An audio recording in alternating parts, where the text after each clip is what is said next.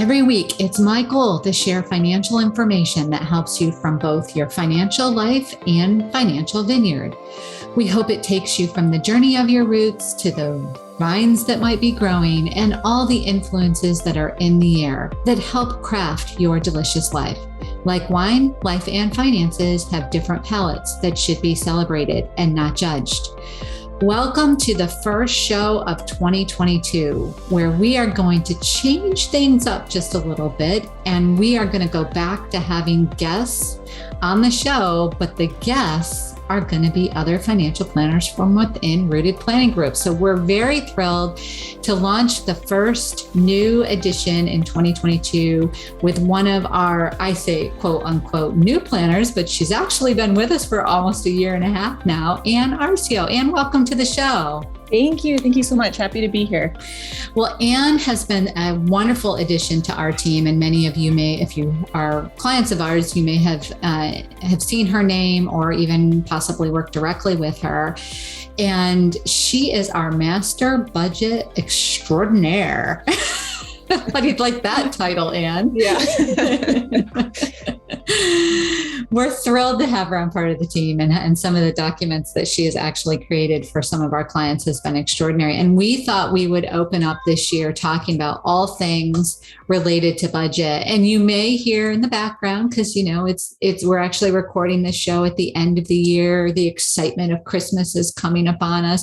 You may occasionally hear a little, I would say, normal environment in the background. And it's wonderful to hear those giggly voices and sounds from Anne's children. So we like to keep it real here at Rooted Planning Group. And if you do hear those, just know that there's a lot of love in that laughter. So one of the things that we wanted to dig into talking with you about, just in general, is discussing different ways that people budget their money. Now, we here at Rooted Planning Group have a no judgment zone when it comes to how people are spending their money, but we do want people to know how they spend their money. So we will talk you through potentially ways to save, and we'll talk you through some ideas around most efficient use of money, but we want you to know where your money is going, and different people do this differently. In fact, the way that we came up with this idea for the show is we were talking as part of the team about how we all have a slightly different process into what we call quote unquote budgeting. So diving into that just a little bit, and we actually have, I just want to mention too, and we'll put this in the show notes, we actually have a class on this as well. For those of you that are looking for ideas on how to create your own budget, we have a class that's $99, and it actually will walk you through putting together like your goals a little bit and building your own master budget and tracking your own spending. And again, it's all judgment free. We don't tell people how to spend their money necessarily. We just try to encourage you to have it match your goals. So digging into that and discussing, we've worked with hundreds of clients over the years, right? And discussing the different ways people budget their money and setting up a budget for the new year. Talk to me a little bit about some ideas that you have or that you've shared with clients in the past. Yeah, so I think one of the most important things is just to really be clear on how much your lifestyle costs. I think a lot of people, they have maybe a general idea, but when they sit down and map it all out, they're really surprised at where their money is going every month. So we call it, with the spreadsheet that we use, we call it the master budget. And that's really just laying out your monthly income, your savings goals, all of your fixed expenses, and then all of your fun lifestyle expenses. And I think, just taking a minute to just kind of look through the last few months of your spending to get a good handle on what that lifestyle costs are, the clothes shopping, the gas, the eating out, the entertainment, all of that. And then your fixed expenses, because I think that can creep up on you. You can get, you start to go through that. My husband and I go through this once a year, and we'll realize, we've got different subscriptions and things that we aren't using anymore. So I think, you take a hard look at it and realize, I've been paying for the cell phone plan for the last 5 years, and I've never asked if there's a better option for me. And, just kind of questioning everything. That's funny that you bring up the cell phone because just the other day, something happened and I looked at our Verizon account and I'm like, there's it was $10 a month for one of those little hotspot devices. And I'm like, why am I paying for this? I haven't used that hotspot in probably a year. And of course I get mad at myself. I'm like, that's $120 that I just spent. Like I haven't used it. I could have gotten something really nice for $120. I was kind of mad at myself, but that's the kind of stuff we call it. Brent and I call it our financial summit. And so we sit down every year, just like you and Fran do, and we go through, we kind of develop our master budget at that point in time. And I'm what is called like a reverse budgeter. So I tend to go down through, I looked at all of our fixed expenses, and your point is so valid that looking through those quote unquote fixed expenses, there's some variable expenses in there too. Mm-hmm. Like they've become fixed, but they're truly variable. Like we could pick and choose what we've got. And the savings goals that we have, that's a big one that we always put in. And then we just figure we'll spend the rest. Like that's kind of how we budget, but it's amazing how spend the rest kind of grows too, right? And there's several tools that some people like we like this master budget. Like I said, Brent and I are going to be going through that. We usually do it like around the 2nd of January. We sit down, we never do it on the 1st because who knows what happened the night before. Nobody wants to do, nobody wants to do budgeting on January 1st. So, for lack of attention, probably more than anything, but January 2nd is our date. Like that's our date. We sit down and we dig through everything and we split it up and say, well, I'll look into this, you look into that. Like if there's other ways that we can save. But then we do map out some of those other, master ideas about, well, we want to increase our savings or we want to go on vacation, if we ever can go on vacation again, travel again, like those are the things that we need to map out. And having that master budget is a very beneficial tool to be able to say, well, can we, if something comes up in the course of our life throughout the year, we can look at that and say, well, what adjustments could we actually make? And I think for a lot of people, that's also true. Like if they want to know, can I afford a new car? Mm-hmm. So what are some of the things that you've seen over the years working with people that are areas that, I think surprise you or surprise them probably more than anything? I think people, I don't know if like we were saying, no judgments. I don't know if it surprises. I mean, sometimes, we work with clients all around the country, and sometimes just seeing the amount that it costs people to just, pay the rent and just those very basic living costs, which can be hard, to reduce when you live in some of those cities. Yeah. But I think we also, like California and New York have we tend to work with a lot of clients in LA and New York, and you're just seeing, and it's hard, and we understand that. But we always come from a place of no judgment. And I think what I see people try to do when we start working with them a lot of times is they try to go too strict with their budget, or they're going to track everything. And, I always feel like that's kind of like dieting. Like you might be setting yourself up for failure once you say, I'm never going to have another piece of chocolate, or, I'm not when you get too extreme, then it's just, I always tell clients, build in that fun money. It's okay if something extra comes along to, kind of split that out and put some towards debt or savings goal, but also, a little part of that for some fun money. There's some areas where I struggle with, and meaning that I love the items so much that it's like, oh, it'd be so easy if I could budget for it. But if I don't control it somehow, if I don't use physical cash, or I have a special credit card or something like that I only use for those items, then I can get carried away with it. And I mean, no surprise for me, wine is one of my items that I can easily, I travel with my taste buds. So when I hear of a new part of the world, I'll go and look and see if they have a wine or beer region. And so then I'll go to I'll go online, or I'll go to an ABC or a Total Wine or something like that. And I'll try to find something from that region, just to say would I ever want to travel there to taste their stuff? I don't know. It's just, for me, that's fun. Right. Well, I have a special credit card that I use for wine purchases so that I can control on a monthly basis. Oh, I like that. Yeah, I like that. Because that's my vice. I don't go shopping a lot, clothes shopping, or, Brent and I eat out some, but not very often. But wine I could get carried away with. And it's not like I drink it all by myself. We share it with friends. And, like that's the way that we don't go out much, but we get together with friends a lot. So that's like our big expense besides some of the things that are like necessary. So I always encourage people, if they have like something like that in their life. For a long time, I had a purple envelope that cash went in, and I would use that cash for like purchasing that kind of thing. But that doesn't work so well when you're doing it online. So that's why I got that special credit card. Yeah. I like the idea of using separate accounts for tracking different purchases. Like we have an account that we just pay our fixed bills from, and an account just for spending.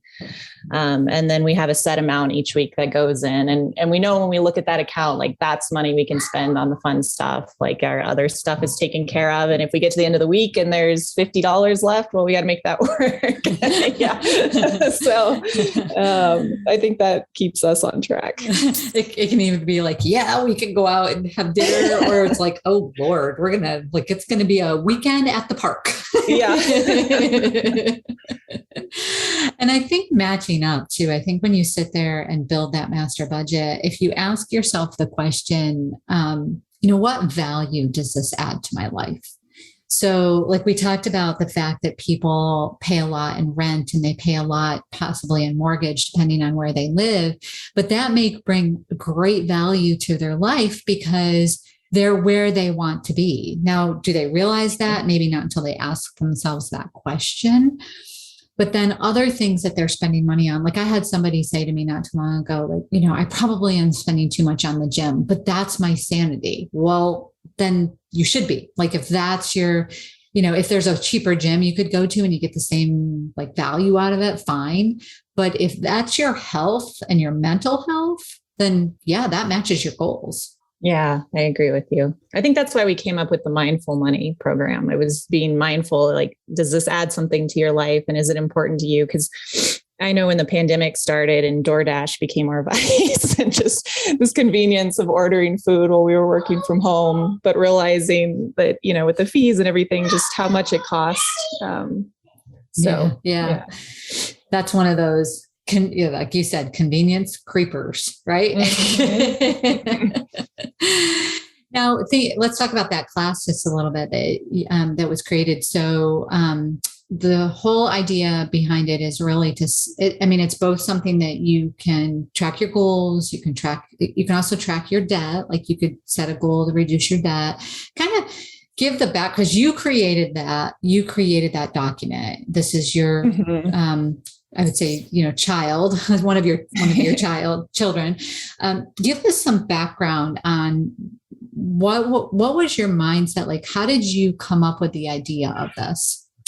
So it came from a Google sheet, really just kind of like an Excel sheet that we built out years ago, and just over the years have improved it and built on it and added a debt tab and added the master budget tab, and just as a way to get people really clear on what they were spending. And we liked its manual. So there's a lot of options out there like Mint, and you need a budget that'll pull in all your spending from your accounts, and it's automatic and they let you know where you're at. But there's something to being kind of manual where you have to go in and enter it yourself and kind of get this feel of like, okay, I've entered this coffee purchase 10 times this month. Hello. I've gone to Target 5 times and it's over $200 each time. Like you just start to get this feel of like where these, money leaks are as you enter it. So, we've just built upon it over the years. And I think clients really take to it. Because even when you use these tools like Mint or you need a budget, I still feel like there's a lot of going in and having to recategorize things. And like, if you just set it up and think you can just leave it, like it doesn't really give you the picture that you're looking for. So especially I think that master budget tab that we keep referring to, but I think that's really powerful just to put all of your spending in there and then see what's left over. And, is there enough for my savings goals? So I do think it's important for us to really, like you said, it's like a touch it, feel it kind of, like if you do enter it 10 times in a row or, in a given month, and it's like, oh my, like that's an awareness function.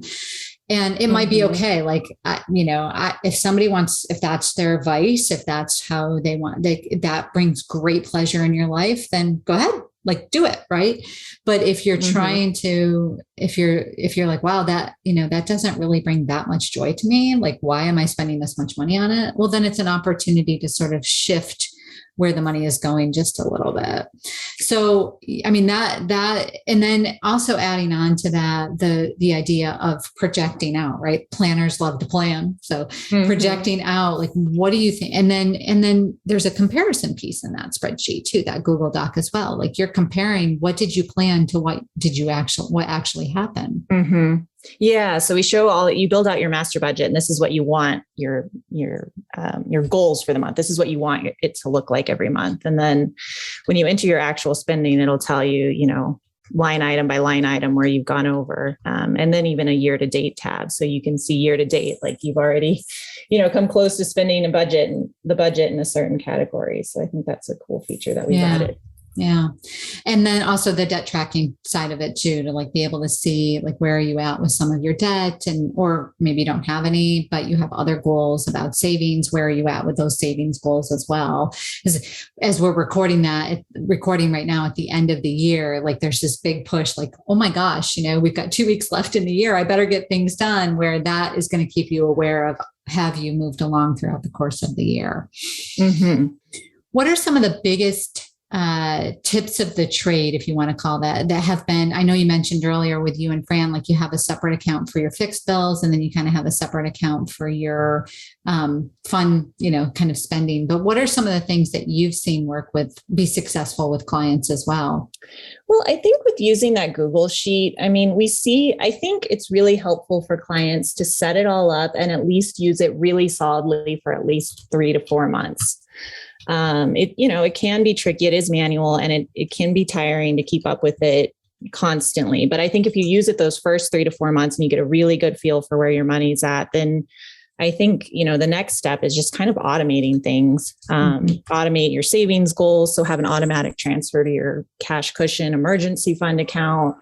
Once you have a really good idea of, okay, this is how much extra I can pay back towards any debt that you're carrying, then set up that automatic transfer to those debt accounts. So I don't think that once you get a handle on things that you have to track every single thing every month.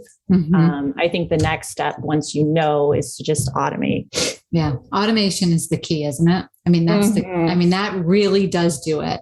Making sure that whatever savings amount is going to be set aside, whatever like fixed bills need to be paid, automate. From Brent and I, that's probably the number one thing, that out of sight, out of mind. If it's not in the account, we won't spend it. And also establishing that emergency fund is so critical. I mean, so critical and so important for people to have a good amount of money set aside, that if they do have an emergency, the refrigerator breaks. Because I always joke and say, like, the household appliances go in threes and it never fails. Like if the refrigerator breaks, the stove and probably the dishwasher is going to go at the same time. Like they all have this like, funny little joke going, say, hey, watch this, it's like this, or they don't want to be alone. So they go in threes so they can all go to the same retirement community together. Like I just joke about it because it just always seemed that way. Well, refrigerator stoves and microwaves or dishwashers are not cheap. And so, you don't want to finance something like that where you're paying 20% on top of the actual cost of those kinds of things. So very true. So I think it's important to have that, or gosh, if you got laid off from a job or something, that's, what do you do in that situation? So having that emergency fund set aside is probably the most critical, like, automation tool. And then once that's done, those other savings goals can kind of come into play. And just because you have a couple of small kids too, because a lot of people sometimes will say to me, it's very expensive to have children, like, things just come up. Do you have any tricks or ideas that you could share with the audience for people that have some children that have some unexpected expenses sometimes? Well, I think I sort of just try to kind of simplify it. Just the way I was raised, we didn't have a ton. There was 4 of us, 4 kids. So, I try first of all to just keep it kind of simple and, like look for classes where things are going to fit into our budget. I think parents get, really stressed of, what they put their kids in and what they're doing. And even when they're little, like I have a 3-year-old and my husband's already full stressed about, what things he's involved in. And so we try to just keep it a little bit more simple and be mindful of our budget with that. And look for opportunities for, classes that are affordable or free or different things that they can do that way. But yeah, I mean, I guess kids are, they are expensive. And I think just, keeping a handle on our budget and keeping that master budget and automating things and just, using that other account, we realize, when we're getting a little bit out of hand, and then we kind of we'll look at the big picture. Okay, are there things we can cut from our budget or, reduce somehow? So yeah, just kind of keeping an eye on it. It's that revisiting it every once in a while, right? I think that's why they say like every 3 to 4 months, kind of sit down and take a look at what isn't automated to a certain extent, or, once a year, the big picture, look at everything, the total picture. And then a couple of times throughout the course of the year, kind of sit down, because you pull back and then it gets away with you, and then you pull back and then it gets away from you. So kind of revisiting it every once in a while is very helpful. Definitely. Well, we will put in the show notes a link to that class that we were talking about and some of the tools that are associated with that. And we hope that we hope that 2022 is a wonderful year for all of you that are listening. And certainly if you have any questions, we look forward to receiving them. You can send us an email to info@rootedpg.com. You can also follow us on LinkedIn, Twitter, and Facebook. And we would love to hear your questions come in. We're going to be coming up with a section called Asking for a Friend. And just to kind of segue to that this particular week, one of the questions that we've been hearing a lot about is, should I invest in these things called savings bonds? Now, we love them. The interest rate right now is phenomenal. It's 7.12% if you annualize it.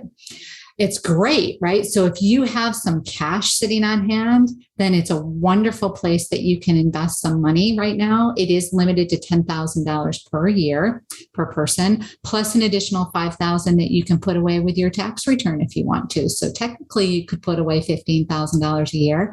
It adjusts on a semi-annual basis. So the next time it's going to adjust is in April. Interest rates can go down. And if you don't hold it for a year, there are some penalties. Actually, if you don't hold it for 5 years, you have to hold it for at least 1 year. And then if you don't hold it for 5 years, they do. And if you surrender a portion of it, they do hold back 3 months worth of interest. But heck, if at that kind of interest rate, I would be very interested, and we've encouraged people to look into it. So you can go to treasurydirect.gov to find out more information about those iSavings bonds. And it's a great place to maybe stash some of your emergency funds. Not all of it, because if you have to get to it within the next year, we want to make sure you have. But if you're thinking a little bit longer term, that's a great place. So just some questions that have come in on that, and anything that you'd like to add to that particular question that we've had, because I know sometimes it's like, what's a high yield savings account? And we kind of laugh anymore because it's like, well, if we can find 0.5%, that's great. Well, yeah, I loved what you put in there. I mean, that's great advice, because we've always gone with the high yield savings accounts, but like you mentioned, the interest rate isn't great. But I think there are some online savings accounts that give you different tools to build out different buckets. Like Ally is one of them, that'll let you, without having to open several accounts, they'll let you create different savings goals. And so I think that's a really cool visual tool to go in there and say, okay, this is how much is in my travel account. This is how much is in my emergency fund. So I think Ally is one that I really like, just being able to build out your buckets. I think that is a neat idea, because sometimes, having like multiple accounts gets overwhelming, and often we'll tell people consolidate, right?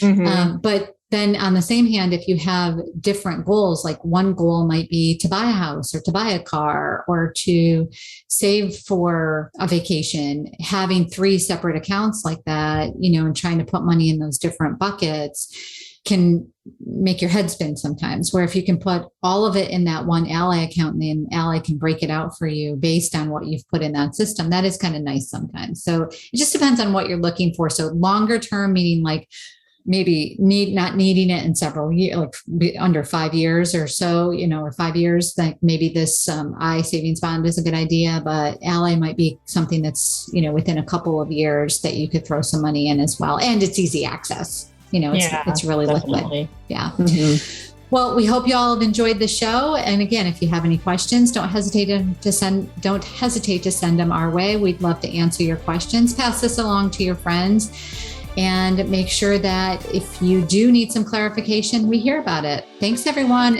and happy 2022. And that will about do it for today's episode of Wine and Dime. You can contact Amy through the website, www.rootedpg.com. or amy@rootedpg.com. You can also follow us on Facebook and Instagram @rootedpg for the latest news. And if you have any questions, comments, or topics you would like to hear about, feel free to let us know. And don't forget to rate and subscribe the show wherever you get your podcasts. And again, thank you for listening, and be sure to tune in next time.